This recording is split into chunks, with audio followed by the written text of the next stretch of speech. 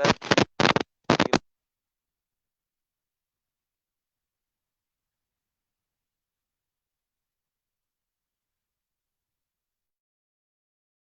karena itu, Bapak Ibu yang dirahmati Allah, amalan yang telah dibalas oleh Allah adalah amalan apabila kemudian di dalamnya terdapat niat yang ikhlas dan benar. Dan kita sudah sering mengkaji bagaimana apa yang disebutkan ini juga telah Allah firmankan di dalam akhir surah Al-Kahfi.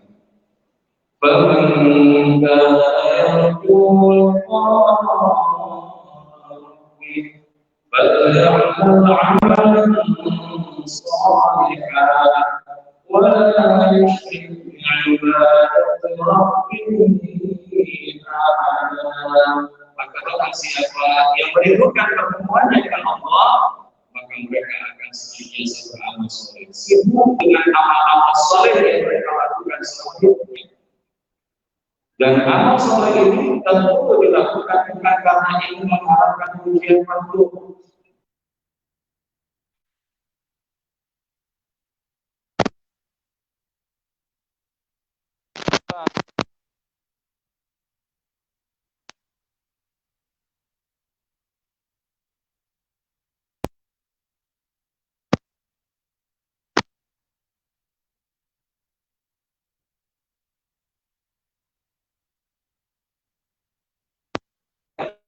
Yang disebut dengan patah hati yang sengaja.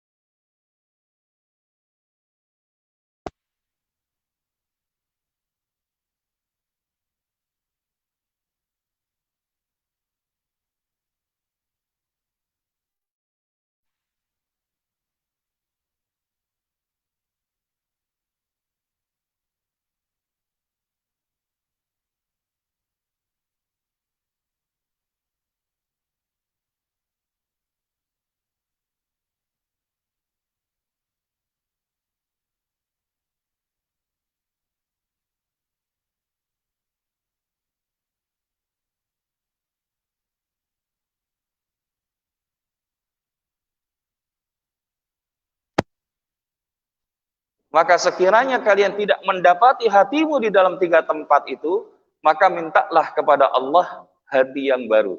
Karena sesungguhnya hari itu hatimu tidak lagi bisa digunakan.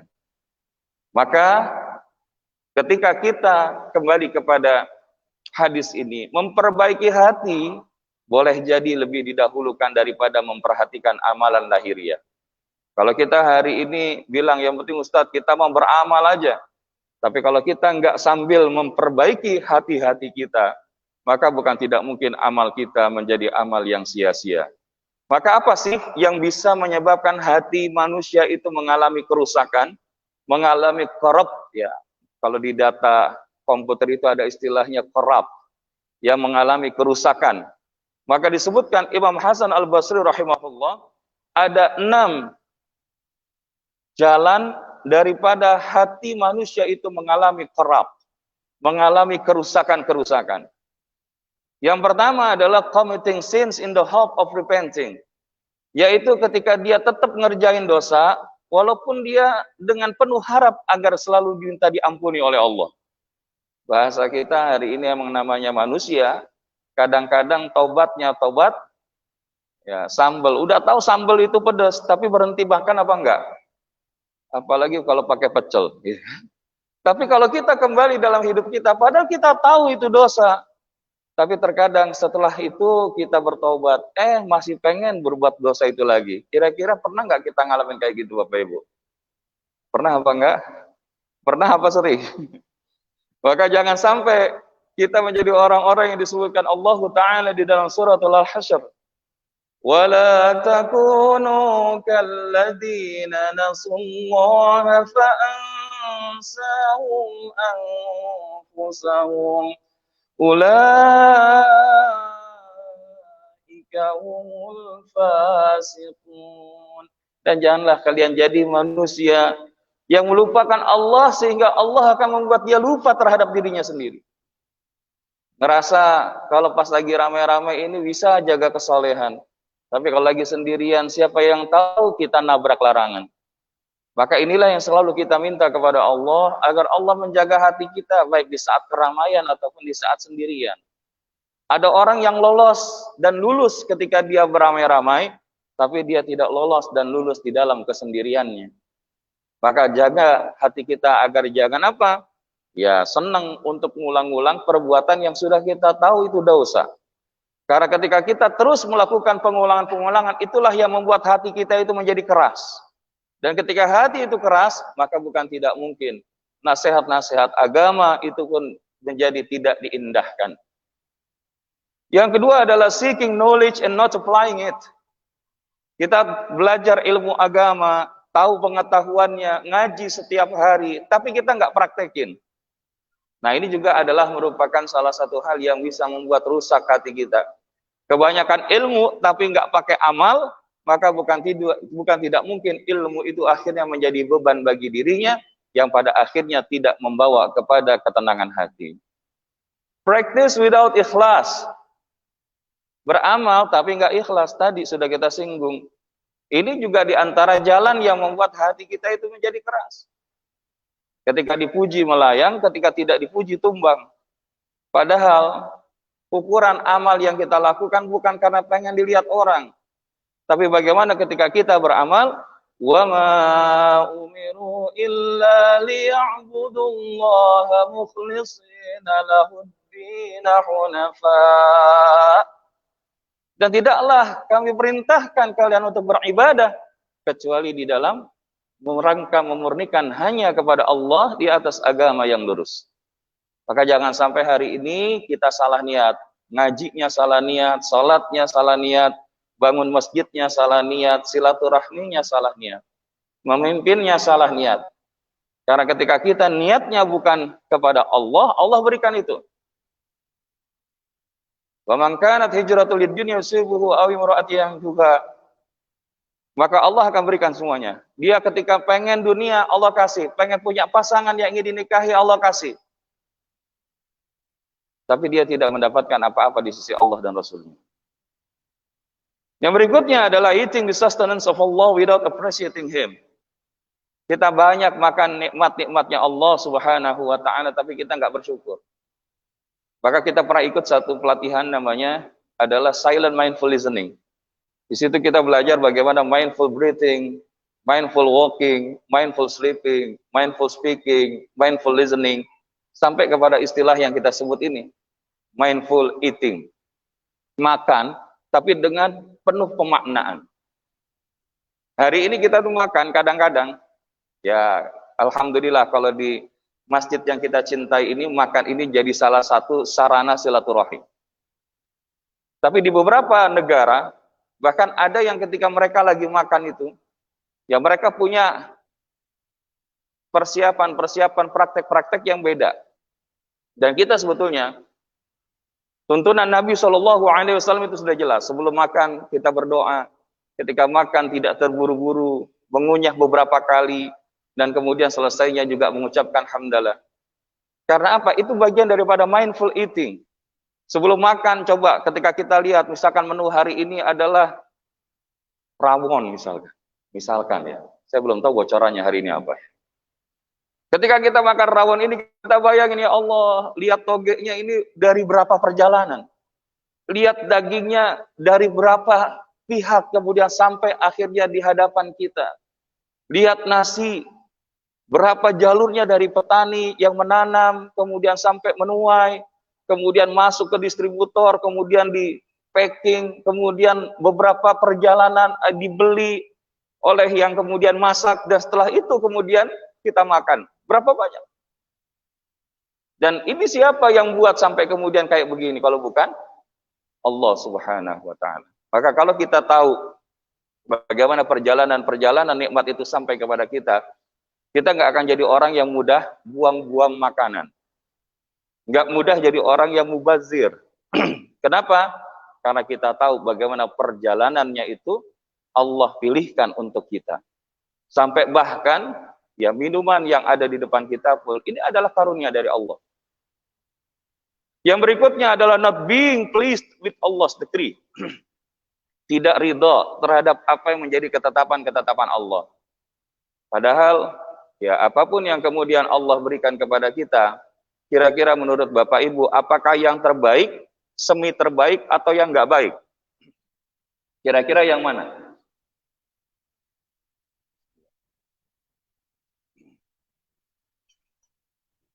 Kira-kira Allah berikan kita yang mana? Yang terbaik, semi terbaik, atau yang nggak terbaik?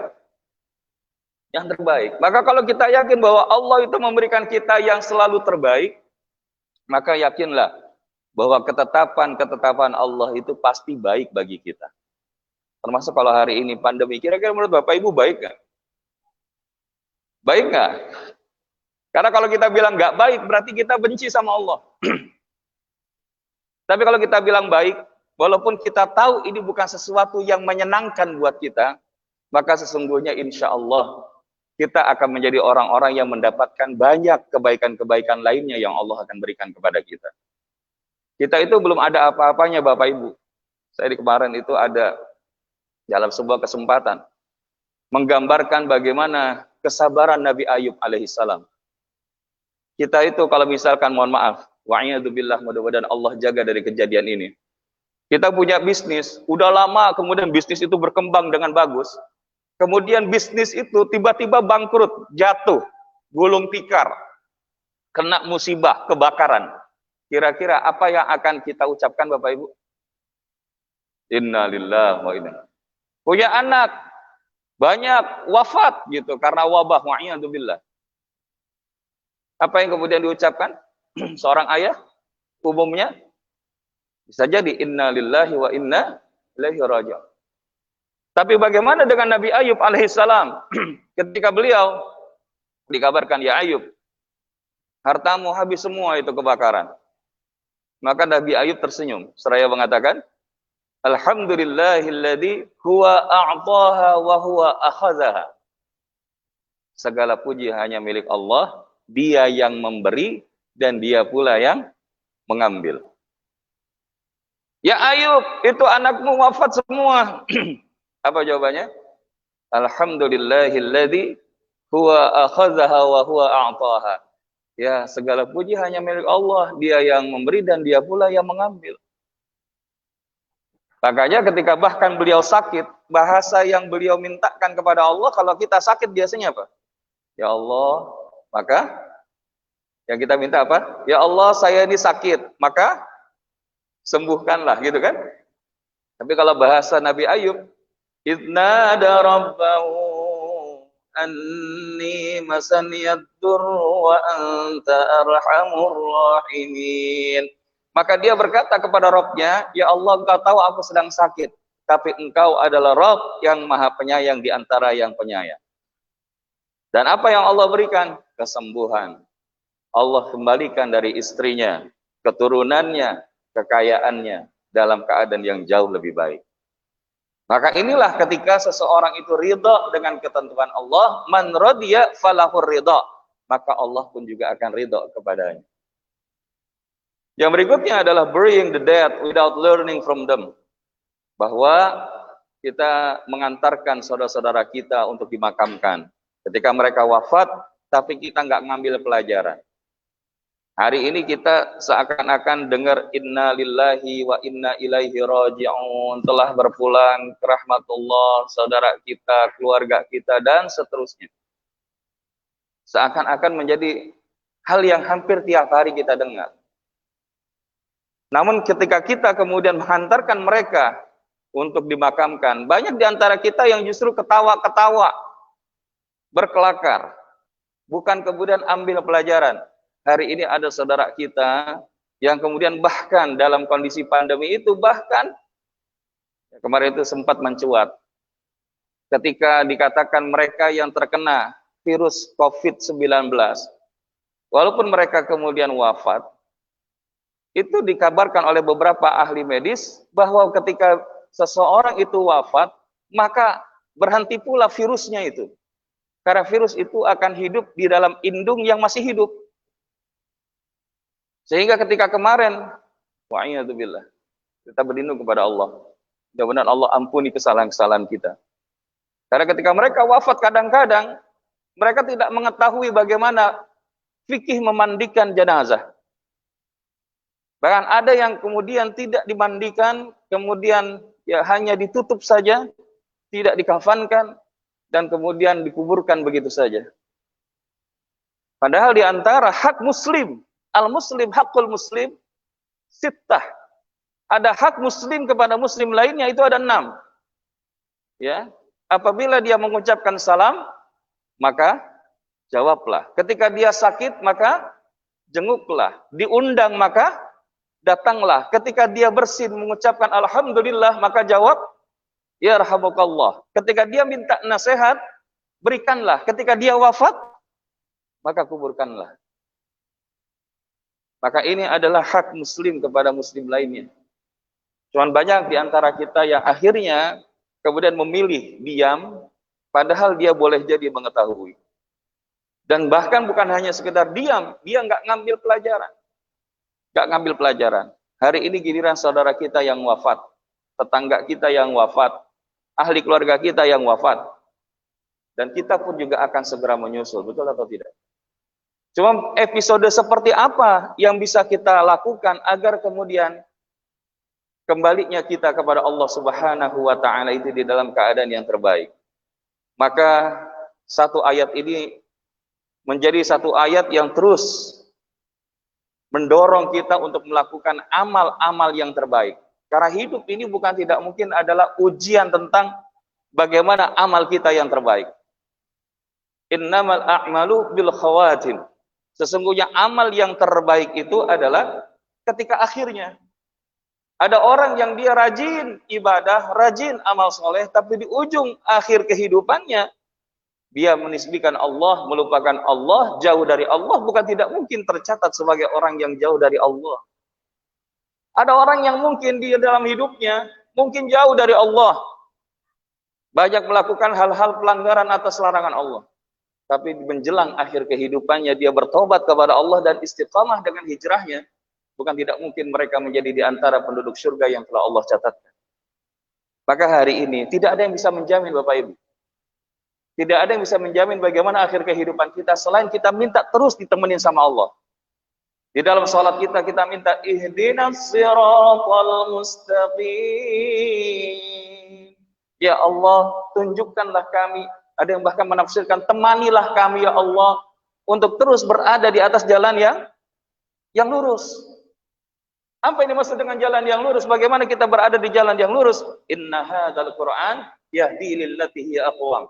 Sesungguhnya ini adalah Quran yang akan membawa kalian kepada jalan yang lurus. Dan Bapak Ibu yang dirahmati Allah, maka begitu pun dalam konteks hari ini, kita memahami kehidupan dan kematian Allah hadirkan bukan tidak mungkin adalah di antara ujian. Ujian akan apa? Siapa yang memiliki amal yang terbaik? Alladzi khalaqal mauta wal hayata liyabluwakum ayyukum ahsanu amala wa huwal azizul ghafur. Yang menjadikan mati dan hidup siapa? Allah Subhanahu wa Ta'ala. Supaya apa? Dia menguji kalian siapakah yang paling baik di antara kalian amalnya. Dan dia maha perkasa lagi maha pengampun. Maka Bapak Ibu yang dirahmati Allah, penting bagi kita ketika melakukan sesuatu itu tahu standar operating procedure atau yang kita sebut dengan SOP. Nah, kalau kita hari ini ingin beramal soleh harus tahu juga SOP-nya, betul nggak? Apa SOP-nya amal soleh, Bapak Ibu? Apa SOP-nya amal soleh? Nah, ini ada SOP-nya nih. Ada 3 SOP kita beramal soleh. Mudah-mudahan insya Allah kita menjadi orang-orang yang Allah bimbing untuk bisa tergolong yang demikian. Ya. Yang pertama adalah di dalam Quran surah Ar-Ra'd, surah Al-Baqarah, mohon maaf, ayatnya ke-127. Dan ini insya Allah di antara yang sering kita minta ya, sering kita minta kepada Allah Subhanahu wa Ta'ala Dan mudah-mudahan kita bisa menjadi orang-orang yang Allah izinkan untuk menjadi orang-orang yang ketika beramal soleh, amalnya itu diterima. Karena kita tidak bisa menjamin bahwa amal kita itu sudah pasti diterima. Apa doa yang biasa kita doakan? Mintakan kepada Allah agar amal kita diterima? Rabbana taqabbal minna innaka antas sami'ul alim. Ya Allah, terimalah daripada amal-amal kami, karena sesungguhnya Engkaulah Rabb yang maha mendengar lagi maha mengetahui. Maka oleh karenanya Bapak Ibu yang dirahmati Allah, SOP beramal soleh itu bukan tentang bagaimana kita melakukan, tapi bagaimana kita mendudukkan amal soleh itu sebagai di antara jalan yang akan menghantarkan kita menuju Allah. Dan ini didoakan dari siapa? Nabi Ibrahim ketika beliau bersama Nabi Ismail sedang meninggikan daripada fondasi Ka'bah yang dulunya sempat runtuh, sempat hilang gara-gara banjir yang terjadi di zaman Nabi Nuh alaihissalam. Maka ketika mereka mendirikan daripada bangunan Ka'bah itu, maka mereka berdoa kepada Allah. Untuk apa? Minta diterima. Padahal sudah jelas yang memerintahkan untuk meninggikan Ka'bah itu siapa? Allah. Artinya sudah dipilih. Tapi Nabi Ibrahim dan Nabi Ismail itu masih bilang, ya Allah, terimalah amal soleh kami. Itu kadang-kadang bukan Nabi, bukan Rasul. Kepedean. Amal kita udah pasti diterima. Maka SOP beramal soleh yang pertama adalah bagaimana kemudian dia melakukan amal dengan harapan semata diterima oleh Allah. Yang kedua apa? Semoga amal soleh yang kita lakukan mengalir pahalanya untuk kedua orang tua. Nah, ini sebagaimana doa Nabi Sulaiman alaihissalam. Boleh dibuka Quran surah 27, surah apa itu? An-Naml, ayatnya ke-19. Yaitu ketika Nabi Sulaiman melihat daripada tentara-tentara semut yang kemudian mereka mengatakan agar minggir dari jalan yang akan dilalui oleh Nabi Sulaiman beserta dengan para tentaranya. Maka kemudian ketika Nabi Sulaiman mendengarkan hal itu, fatabassama dhahikan min qawliha wa qala rabbi awzi'ni an ashkura ni'mataka allati an'amta 'alayya wa 'ala walidayya وعلى والدي وأن أعمل صالحا ترضاه وأدخلني برحمتك في عبادك الصالحين. Maka dia Sulaiman alaihissalam tersenyum lalu tertawa karena mendengar perkataan semut itu. Apa yang disebut oleh semut itu tadi? Ya minggir. Dan Nabi Sulaiman ketika dia mengerti bahasa binatang, tertawanya itu karena apa? Bersyukur atas nikmat Allah. Tersenyum. Fatabassam. Dan kemudian apa? Nabi Sulaiman berdoa. Rabbi auzi'ni an ashkura ni'mataka allati an'amta 'alayya wa 'ala walidayya. Ya Rabbu, anugerahkanlah aku ilham untuk tetap mensyukuri nikmat yang telah Engkau anugerahkan kepadaku dan kepada kedua orang tuaku. Artinya apa? Semoga amal soleh yang kita lakukan itu bukan hanya saja untuk kita, tapi juga terus mengalir pahalanya untuk kedua orang tua kita. Alhamdulillah hari ini kami pun datang bersama orang tua kami. Kenapa? Karena kita ingin kebaikan-kebaikan itu terus mengalir bukan hanya untuk diri, tapi juga untuk orang tua.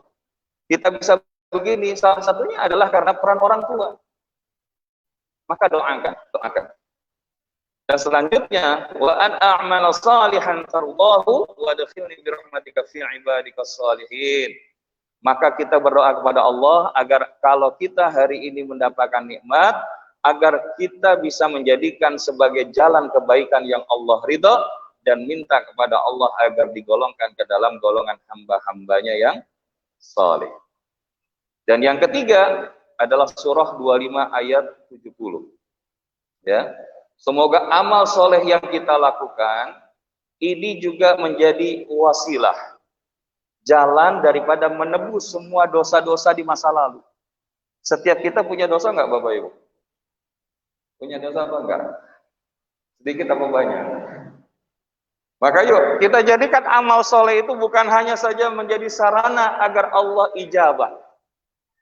Bukan hanya saja mengalir kebaikan keberkahannya kepada kedua orang tua kita. Tapi jadikan amal soleh itu adalah menjadi wasilah yang menebus semua dosa-dosa kita di masa lalu. Dan ini dalilnya dari mana? Di antaranya adalah surah Al-Furqan ayat ke-70. Bismillahirrahmanirrahim. Illa man taba wa amana wa amila amalan salihan fa ulaika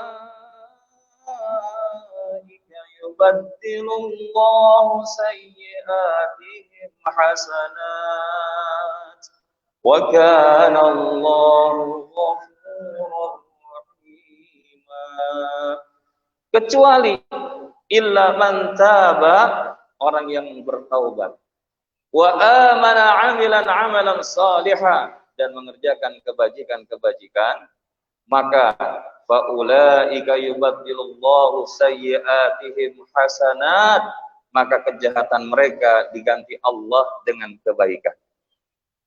Dalam hadis Nabi, wa atbi'is sayyi'atal hasanat tamhuha, iringilah, mungkin masa lalu kita pernah kepleset, mungkin kita pernah melakukan yang tidak baik, tapi jangan sampai kita terjebak sehingga kita nggak mau beramal soleh.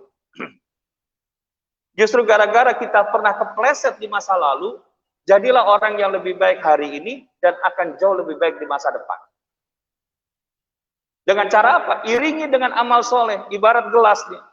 Gelas ini misalkan isi airnya kotor, atau katakanlah satu gelas ini awalnya diisi tinta. Tapi kalau terus dia dituangkan air mineral terus menerus, apa yang terjadi lama-lama? Ya, tinta itu akan keluar bercampur.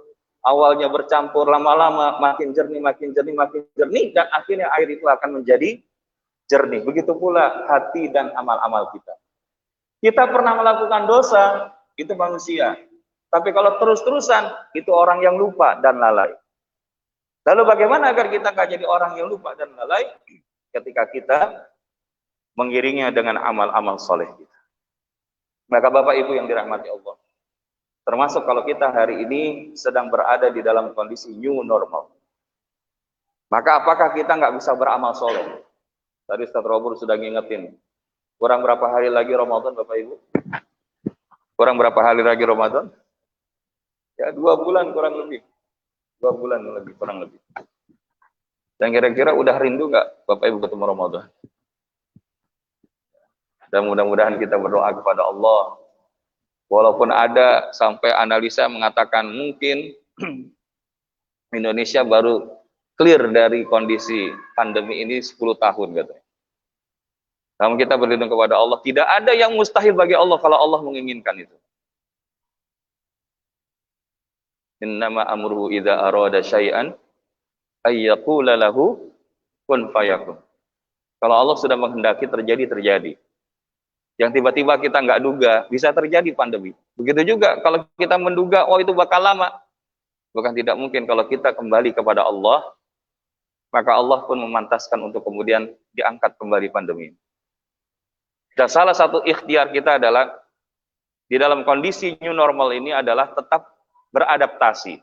Melakukan amal-amal terbaik, perilaku-perilaku terbaik. Maka tadi disebut, kita bilang meaningful attitude. Bagaimana kita seorang muslim itu tetap punya sikap-sikap yang berarti. Sikap-sikap yang berarti. Dan apa yang kita lakukan dengan sikap-sikap itu? Insya Allah ada 5 hadis yang ini sudah kita sampaikan di beberapa perkantoran dalam kajian Islamic Working and Life Spirit Motivation. Dan insya Allah ini dari awal tadi ini baru pengantar. Jadi slide-nya baru sekarang ini baru masuk materi. Tapi insya Allah karena lihat wajah-wajahnya ini sudah siap coffee morning, insya Allah maksimal jam 6 lah. Jadi Bapak Ibu yang dirahmati Allah, karena walaupun hari ini kita berada di new normal, maka tetaplah kita menghadirkan ketenangan hati kita. Dan yang memberikan ketenangan hati itu siapa Bapak Ibu? Allah Subhanahu wa taala. Huwallazi anzala as-sakinata fi qulubil mu'minin liyazdadu imanan ma'a imanihim walillahi junudus samawati wal ardh wa kana Allahu aliman hakima. Dialah Allah yang telah menurunkan ketenangan ke dalam hati orang-orang yang beriman, supaya keimanan mereka bertambah di samping keimanan mereka yang telah ada. Dan kemuliaan Allah lah tentara langit dan di bumi, termasuk COVID ini pun tentara Allah. Dan adalah Allah maha mengetahui lagi maha bijaksana. Maka oleh karenanya Bapak Ibu, apa yang bisa kita lakukan agar kemudian tetap tenang? Sikap-sikap apa yang perlu kita hadirkan yang itu akan memberikan vibrasi ketenangan. Bukan hanya saja bagi diri kita, tapi juga bagi orang-orang di sekitar kita. Nah di sini ada 5 hadis. Tapi insya Allah sebelum kita akhiri paling tidak 1 hadis dulu kita sampaikan. Dan mudah-mudahan insya Allah ini kita lanjutkan di pertemuan yang akan datang. Yang pertama adalah hadis riwayat Imam Bukhari wa Muslim. La yaqulanna ahadukum khabuthat nafsi walakin liyaqul lakisat nafsi. Janganlah seseorang di antara kalian mengatakan telah membusuk jiwaku, tapi hendaknya ia mengatakan telah menjadi lusuh jiwaku. Jadi walaupun kelihatannya ini sederhana, punya makna yang tidak jauh berbeda, tapi intinya adalah di dalam hadis ini hilangkan sikap pesimisme terhadap diri sendiri. Karena di antara life toxic atau toxic of life adalah ketika kita kadang-kadang suka pesimis terhadap diri kita sendiri, betul nggak? Ah, saya sih nggak bisa Ustadz, ya namanya kayak begini mau bisnis apa aja mentok, mau ibadah kayak gimana aja rasanya nggak sama. Jadi belum apa-apa melimitasi, membatasi dirinya sendiri. Nah, supaya kita hilang tuh sikap pesimis kita, maka bagaimana upaya yang kita lakukan? Maka ada 4 hal. Yang pertama adalah bangun optimisme dan sikap positif dengan nama diri yang menggugah. Dengan nama diri yang menggugah. Maka penting masalah nama ini ya. Kalau kita hari ini punya anak, maka berikan nama itu dengan nama yang terbaik dan menggugah. Kita kemarin sedih juga itu ya. Ada seorang muslim, tapi namanya Selamat Hari, ya nggak usah diterusin ya. Itu namanya Selamat Hari, ya hari rayanya orang Nasrani. Dan kalau kita lihat, di beberapa daerah itu ataupun di beberapa tempat masih banyak saudara kita yang sembarangan memberikan nama. Padahal nama itu adalah doa. Makanya pernah Al-Fakir nanya kepada Abi, kenapa Bi dikasih namanya ini? Muhammad Zulfikarullah. Ya salah satunya adalah Zulfikar itu pedangnya Rasulullah yang diberikan kepada Sayyidina Ali. Yang kalau kita lihat pedang Zulfikar itu ternyata ketika kita di Turki, ya, ketika kita melihat ke museum yang ada di sana, maka disebutkan di situ pedangnya ini memiliki cagak yang 2, gitu ya. Dan 2 cagak ini maksudnya apa? Harapannya adalah ya memiliki kebaikan dan keberhasilan di dunia dan insya Allah juga memahami daripada keberhasilan di akhirat. Maka itu bab doa. Belum lagi kemudian di era akhir 80-an itu atau di akhir 79 ya kalau nggak salah. Itu ada seorang ya politisi muslim namanya Zulfikar Ali Bhutto. Nah, ini bagian daripada latar belakang dan doa seorang orang tua kepada anaknya. Dan ini ternyata Masya Allah berpengaruh. Maka ketika kita punya anak, Alhamdulillah dikasih Allah nikmat punya anak 8, maka setiap anak itu ada doanya masing-masing. Ya hari ini ikut ada namanya Muhammad Syauqi Mubarak. Syauqi ini kerinduan akan apa? Kerinduan akan ridhonya Allah. Mubarak, yang diberikan keberkahan. Yang kemarin baru lahir itu beberapa bulan lalu,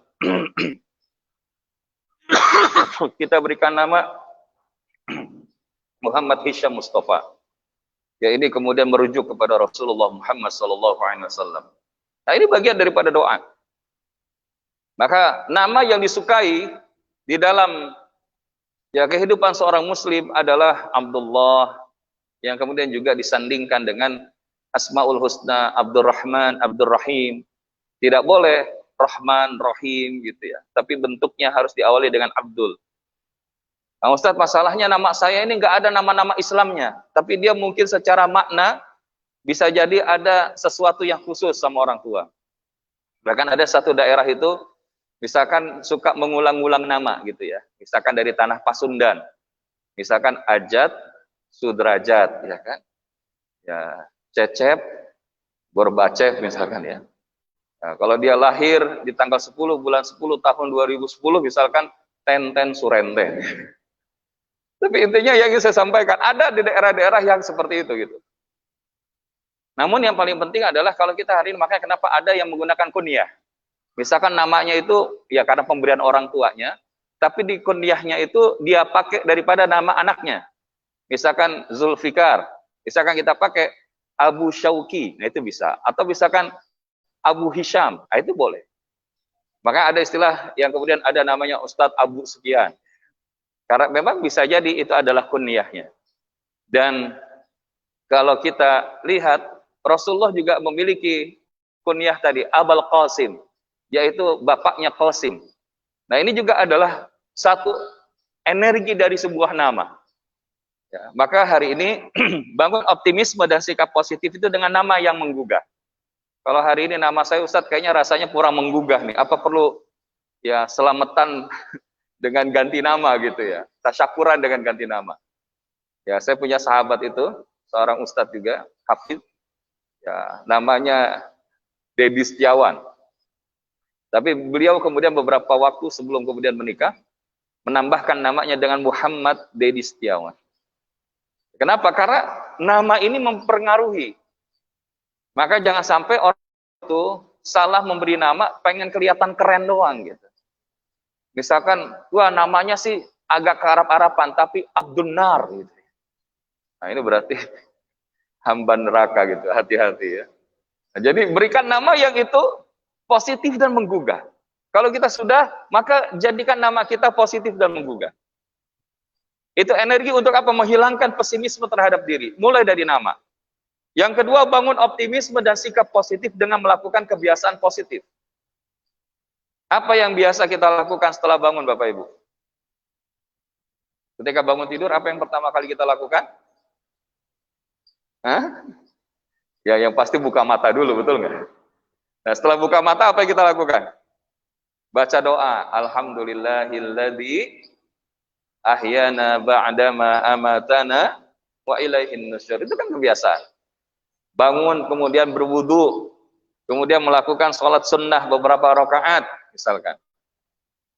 Dan kemudian kita melaksanakan ibadah wajib dengan berjamaah. Nah ini kebiasaan. Termasuk kebiasaan kalau kita habis subuh, itu adalah tidak tidur. Never sleep after subuh. Karena sama-sama di masjid, sama-sama ikut ngaji. Kira-kira sama-sama melek atau ada juga yang terlelap kira-kira. Dan kira-kira yang punya potensi lebih terlelap itu yang nyender apa yang nggak nyender? Ini saya nggak nyindir yang nyender ya kan. Tapi kalau lihat dari kenyataannya banyak yang nyender itu lebih mudah terlelap. Apalagi kalau materinya kayaknya datar aja gitu. Dan Bapak Ibu jamaah yang dirahmati Allah, bangun kebiasaan positif. Jumatan, datang awal, tengah-tengah, atau injury time. Jumatan, dengerin khutbah apa tidur siang. Kebiasaan positif Bapak Ibu. Maka jangan sampai diplesetin gini. Kadang-kadang banyak di antara kita sholat Jumat itu ngantuk apa enggak? Pengen tahu nggak rahasianya biar nggak ngantuk? Pengen tahu nggak Bapak Ibu rahasianya biar nggak ngantuk? Siapa yang pengen tahu angkat tangan bilang saya. Pengen tahu nggak rahasianya Bapak Ibu? Jadi khotib biar nggak ngantuk. Insya Allah kalau jadi khotib nggak ngantuk. Makanya penting kalau kita lagi khutbah Jumat itu bahasanya nggak kayak begini. Tapi bagaimana kita bawa dengan kondisi bahkan beta menjelang gamma kalau frekuensi otak itu. Jangan udah masjidnya bagus, Bapak Ibu. Nah, jamaah Jumat yang dirahmati Allah. Hidup adalah sebuah perjalanan. Kalau di bawah tensnya tidur.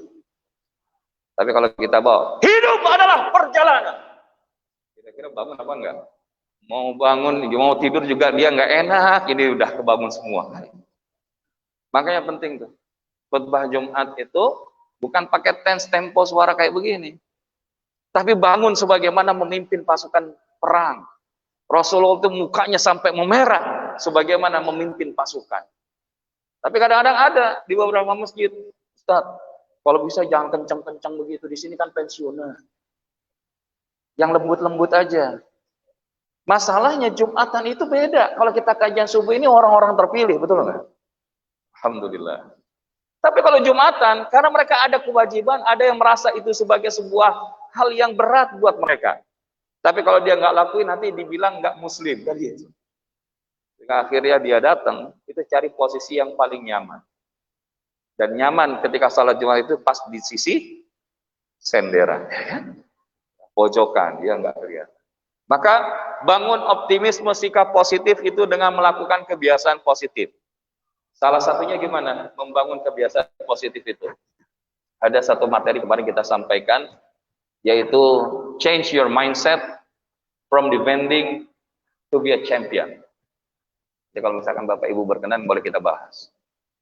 Salah satunya adalah bagaimana kita menghadirkan mindset sebagai pemenang, mindset sebagai orang yang insya Allah Allah berikan keberhasilan dan kesuksesan.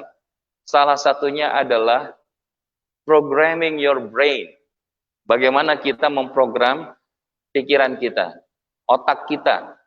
Otak kita ini Bapak Ibu, ada yang namanya synapse. Synapse itu adalah yang dia ketika kita melakukan ataupun mendapatkan suatu pengetahuan dan ilmu baru, dia akan tersambung. Maka salah satunya adalah mengawali hari-hari kita itu dengan kata-kata kebaikan. Dan Rasulullah sudah mengajarkan, Alhamdulillahilladzi ahyana ba'dama amatana wa ilaihin nusyur. Efeknya apa? Kita bangun itu kesyukuran. Banyak di antara kita bangun itu penuh dengan kegalauan, betul nggak? Wah, hari ini tanggal bayar cicilan. Makanya kemarin itu ada cerita. Seorang yang penghasilannya sebulan 80 juta. Kemudian 2 bulan dirumahkan, karam rumah tangganya. Kenapa? Karena waktu pas punya, kebiasaannya menghabiskan dengan cara-cara yang berlebih. Sehingga ketika kemudian gaya hidupnya tinggi, cicilan rumahnya nggak terpenuhi, kendaraan mewahnya tidak tertutupi, akhirnya cekcok dengan pasangan, marah-marah dengan keturunan anak, akhirnya rumahnya tidak memberikan kedamaian dan ketentraman. Kenapa? Karena salah membiasakan. Makanya hari ini alhamdulillah kalau orang tua bawa anaknya ikutan sholat subuh, menghidupkan subuh, ini kebiasaan. Ikut kajian, menginstal, bahkan bukan hanya menginstal, menginstil. Kalau install itu bisa di-wipe gitu ya, dihapus. Tapi kalau diinstil, tiap pagi, Sabtu Ahad, alhamdulillah bahkan bukan hanya tiap pagi, tiap sore. Kita membiasakan menginstil nilai-nilai Al-Quran dan Al-Hadis di dalam hidup kita, maka insya Allah kita tidak akan jadi orang yang salah jalan insya Allah. Walaupun hari ini memegang agama itu kayak memegang bara panas. Memegang bara api. Orang memegang bara api itu gimana? Ya kalaupun dia pegang, nggak bisa lama-lama, betul? Karena kalau dia pegang lama-lama itu akan melukai tangannya. Nah, hari ini udah terjadi zaman itu, bukan nggak mungkin. Kita kalau bahasa agama tuh, kalau bisa udah Ustaz, jangan terlalu dalam lah. Ngaji jangan lama-lama, betul nggak? Bahkan khutbah kalau lewat dari 20 menit, 15 menit, wah langsung dikomentari. Tapi giliran nonton drama Korea, berseri-seri, berjam-jam nggak rame. Nonton Ikatan Cinta, ketinggalan sekali episode, merasa tersiksa. Maka kita berlindung kepada Allah ini. Membiasakan. Bangun optimisme dan sikap positif itu dengan melakukan kebiasaan positif. Positive habits. Nah, ini banyak positive habits yang bisa kita lakukan. Di antaranya tadi, programming your brain. Bagaimana caranya? Ya misalkan ada satu niatan ingin melakukan satu amal soleh atau pencapaian yang kita inginkan. Misalkan kita pengen apa Bapak Ibu? Hari ini saya ingin melakukan aktivitas pekerjaan yang bisa menghasilkan wakafnya atau zakatnya sedikitnya 5 juta untuk diberikan kepada penyelesaian pembangunan masjid Baitul Hikmah. Boleh nggak kita nulis kayak gitu? Nah, kalau sudah, tulis. Tulis 25 kali minimal. Di kertas, misalkan saya hari ini Allah izinkan sehat dan bisa memberikan di dalam banyak kesempatan dengan manfaat-manfaat. Tulis 25 kali. Cara ini akan menjadi satu harapan yang mudah-mudahan Allah izinkan hadir di dalam pikiran kita dan itu akan mendorong kita melakukan kebiasaan positif. Walaupun kalau kita bicara dari mana lahirnya kebiasaan, kalau habits atau karakter itu lahirnya adalah dari action, betul nggak? Action yang apa? Yang dilakukan berulang-ulang. Itulah yang jadi kebiasaan. Dari mana lahirnya action Bapak Ibu? Ketika dia diawali dari respon. Respon. Dan respon ini diperoleh dari mana? Knowledge, pengetahuan, ilmu. Makanya kenapa? Al-ilmu imamul amal wal amalut tabi'ah. Ilmu itu pemimpin amal dan amal akan mengikuti sesuai ilmunya. Dan mudah-mudahan insya Allah dari situ kita bisa melakukan kebiasaan tadi. Dan yang ketiga, bangun sikap optimisme dengan selalu mengharapkan kemurahan Allah. Bahasanya apa? Minta ditemenin Allah. Kita itu nggak bisa sendirian Bapak Ibu. Kita melakukan segala sesuatu itu bahasanya selalu minta ditemenin Allah, betul nggak? Mau tidur minta ditemenin Allah nggak? Gimana caranya? Bismika Allahumma ahya wa bismika. Kan minta ditemenin Allah, betul nggak? Nih mau makan coffee morning, minta ditemenin Allah nggak? Apa yang kita baca? Subhanakallahumma bihamdika dulu, baru bisa Allahumma barik lana fima razaqtana wa qina adzab. Intinya adalah apa? Dalam hal kecil apapun kita minta ditemenin sama Allah. Maka hanya dengan kemurahan Allah sajalah kita bisa melakukan hal-hal kebaikan. Wa ma taufiqi illa billah. Dan tidaklah setiap keberhasilan itu kecuali datang dari Allah. Oleh karenanya yang terakhir adalah bagaimana menghilangkan pesimisme terhadap diri sendiri, perbaiki diri dari segala akumulasi kesalahan dan dosa. Maka ini yang terus harus kita gelorakan. Bagaimana kita terus memperbaiki diri. Makanya ada doa itu. Allahumma slihli dinil ladzi huwa ismatu amri. Ya Allah, perbaikilah agamaku agar dia menjadi sebaik-baik urusan. Dan perbaikilah ya Allah wa aslih li dunyana allati ya ma'ashi. Ya, karena apa namanya? Perbaikilah kehidupan duniaku karena disitulah aku mencari ma'isyah, mencari penghasilan. Dan perbaikilah kehidupan akhiratku karena ia adalah tempat ma'adi, kembalinya nanti aku. Maka kalau dalam jamaknya Allahumma aslih lana dinana alladhi huwa ismatu amrina waslih lana dunyana allati fiha ma'ashuna waslih lana akhiratana allati ilaiha ma'aduna waj'al hayata ziyadatan lana fi kulli khair waj'al mauta rahatan lana min kulli syarr. Dan jadikanlah kehidupan dunia kami ini menjadi amalan-amalan tempat kami melakukan kebaikan. Dan jadikanlah kematian kami, wafatnya kami beristirahat dari segala keburukan-keburukan. Maka insya Allah Bapak Ibu yang dirahmati Allah, inilah doa yang diantaranya perlu kita bangun. Yang ini bukan tidak mungkin akan menghadirkan inner persona, strong positive energy. Orang yang dia tidak pesimis terhadap dirinya udah kelihatan, minimal dari pancaran matanya, minimal dari suara yang dikeluarkannya, kata-kata yang dipilihnya. Tapi kalau dia orang yang pesimis terhadap dirinya, bahkan kelihatan dari pandangan matanya, bahkan kelihatan daripada kata-kata yang dipilihnya, termasuk sikap dan daripada bahasa tubuh yang dimunculkan. Maka oleh karena itu, mulailah dengan mengafirmasi diri positif dengan kata-kata yang berbekas pada jiwa, bersumber dari hati dan pikiran yang jernih. Dan mudah-mudahan insya Allah, baru satu hadis yang kita bahas, insya Allah mudah-mudahan di pertemuan yang lain, boleh jadi kita masih punya pesimisme, bukan hanya terhadap diri, tapi juga kepada orang lain. Bukan hanya kepada orang lain, bahkan kepada waktu, zaman, dan bagaimana kita menghilangkan itu semua, insya Allah kita akan bahas di pertemuan yang akan datang. Oleh karena itu, yuk kita instil di pagi hari ini, bagaimana kata-kata positif yang perlu kita hadirkan di dalam diri kita. Semoga Allah memantaskan kita menjadi orang-orang yang tidak pesimis, tapi kita jadi orang yang optimis. Dan optimis kita bukan hanya sekedar karena punya harapan, tapi karena kita punya Allah. Wa may yatawakkal 'alallah fahuwa hasbuh. Oleh karena itu, yuk kita berdoa kepada Allah, mudah-mudahan apa yang disampaikan di pagi hari ini menjadi kebaikan yang bisa kita amalkan dan praktekkan di dalam kehidupan kita. Dan mari kita bacakan suratul Fatihah. Semoga Bapak Ibu semua yang hadir hari ini Allah anugerahkan kesehatan, penjagaan daripada segala keburukan, dan wabil khusus kepada saudara-saudara kita, jamaah masjid yang hari ini sedang sakit, semoga Allah berikan kepulihan, yang sedang susah semoga Allah berikan kelapangan, dan segala hajat Allah izinkan tersampaikan. Ala hadhihi niyah wa likulli salihah ila hadratin Nabi Mustafa Rasulullah sallallahu alaihi wasallam. Al-Fatihah. A'udzu billahi minasy syaithanir rajim.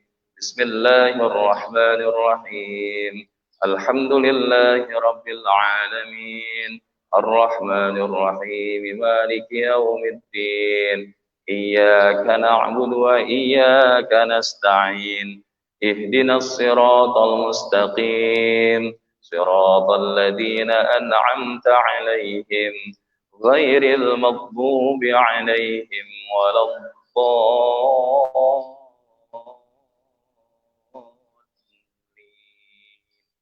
Amin. Allahumma salli wa sallim ala sayyidina Muhammadin wa ala kulli sahabati Rasulillahi ajma'in. A'udzu billahi minasy syaithanir rajim. Bismillahirrahmanirrahim. Alhamdulillahi rabbil alamin. Hamdan yuwafi ni'ama yukafi'u mazidah. Ya Rabbana wa lakal hamdu kama yanbaghi li jalali wajhikal karim wa 'azimi sultanik. Allahumma salli wa sallim ala sayyidina Muhammadin tibbil qulubi wa dawaiha wa afiyatil abdani wa shifaiha wa nuril absari wa diyaiha wa ala alihi wa ashabihi ajma'in. Ilahi anta maqsudi wa ridhaka matlubi a'tini mahabbataka wa maghfirataka wa muqarrabika ya Allah. أعطني رضاك ورضينا لكل عبادتك وحاجتك في الدنيا والآخرة. أعطني رضاك ورضينا لكل قضائك بخيره وشره حتى يأتيك اليقين بعلم اليقين وبعين اليقين وبحق اليقين يا الله يا رب العالمين. اللهم اصلح لنا ديننا الذي هو عصمة أمرنا واصلح لنا دنيانا التي فيها معاشنا واصلح لنا آخرتنا التي إليها معادنا واجعل الحياة زيادة لنا في كل خير واجعل الموت راحة لنا من كل شر. اللهم إنا نسألك علما نافعا ورزقا حلالا طيبا وعملا متقبلا يا الله يا أرحم الراحمين. اللهم اغفر لنا ذنوبنا ولوالدينا وارحمهما كما ربيانا صغارا ولجميع المؤمنين والمؤمنات والمسلمين والمسلمات الأحياء منهم والأموات إنك سميع قريب مجيب دعوات. اللهم ربنا هب لنا من أزواجنا وذرياتنا قرة أعين واجعلنا للمتقين إماما. اللهم إنا نعوذ بك من البرص والجنون والجزام ومن سيء الأسقام. اللهم إنا نسألك نفسا بك مطمئنة تؤمن بلقائك وترضى بقضائك وتقنع بعطائك يا رب العالمين. اللهم إنك تعلم أن هذه القلوب قد اجتمعت على محبة والتقت على طاعتك وتوحدت على دعوتك وتعاهدت على نصرات شريعتك ووثق اللهم رابطتها وأدم ودها واهدها سبلها واملأها بنورك الذي لا يخفى اشرح صدورها فيض الإيمان بك وجمل التوكل عليك واحيها بمعرفتك وأمتها على شهادة في سبيلك إنك نعم المولى ونعم النصير. ربنا آتنا من لدنك رحمة وهيئ لنا من أمرنا رشدا. ربنا تقبل منا دعاءنا وصلاتنا وحاجاتنا وتوبتنا توبة نصوحا وكل أعمالنا واختم لنا يا الله بحسن الخاتمة ولا تختم علينا بسوء الخاتمة. ربنا آتنا في الدنيا حسنة وفي الآخرة حسنة وقنا عذاب النار. وصلى الله على سيدنا محمد النبي الأمي وعلى آله وصحبه وبارك وسلم. سبحانك اللهم وبحمدك أشهد أن لا إله إلا أنت أستغفرك وأتوب إليك والحمد لله رب العالمين. Demikian yang bisa kami sampaikan. Mohon maaf atas segala kekurangan. Hadanallah wa iyyakum ajma'in wal afwa minkum. Wabillahi taufiq wal hidayah. Wassalamualaikum warahmatullahi wabarakatuh.